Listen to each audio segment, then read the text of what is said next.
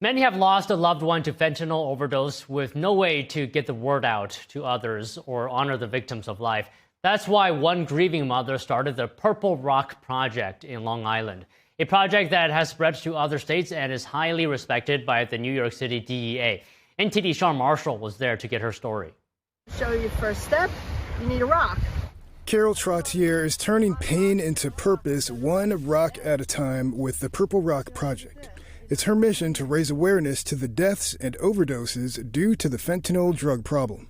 My son Alex died of a fentanyl poisoning in 2018, and I didn't become involved as an activist or doing much for a couple years. I was just devastated.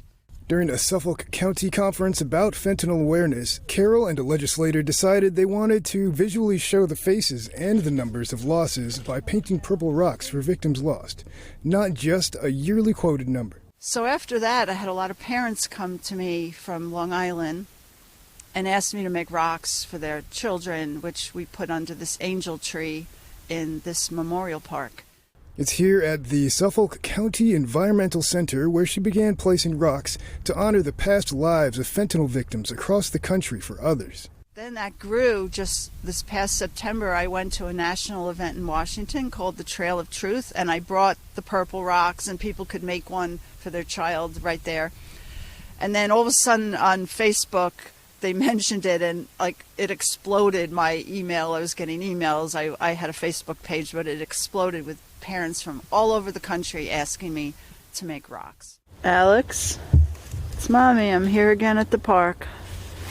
Anyway, we're just showing someone about the wind phone, and love you and miss you. Something else at the park is a wind phone, which is a disconnected telephone, often in a booth, used as a symbolic way for people to talk to deceased loved ones. Paulette Philippi, who has lost her grandson Gabe in 2010 to accidental overdose, has founded a nonprofit, Gabriel's Giving Tree, in his honor to help pay for the unexpected funeral costs of drug victims. When someone needed finances to help bury their children, that we would have a cap, but we would help with funeral expenses.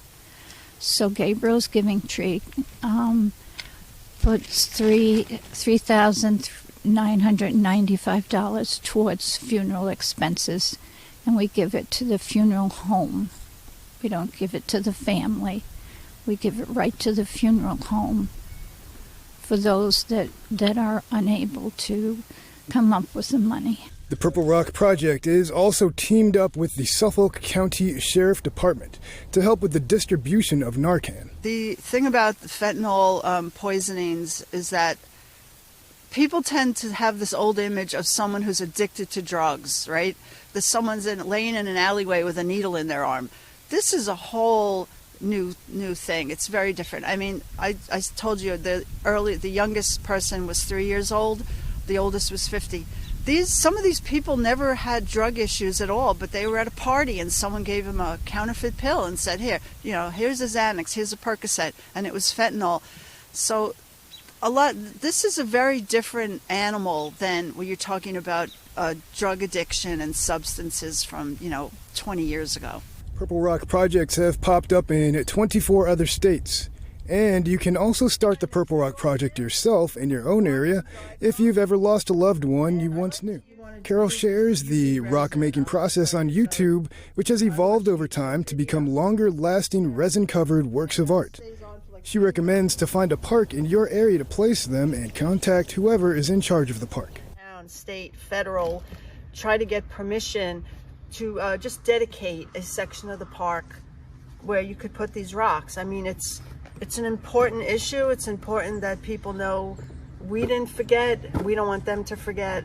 So you might have to get a little into being political, write letters to your local legislators or whoever's in charge of your town and your parks. And if you have any questions, you can email Carol at catrotere@gmail.com. Sean Marshall, NTD News.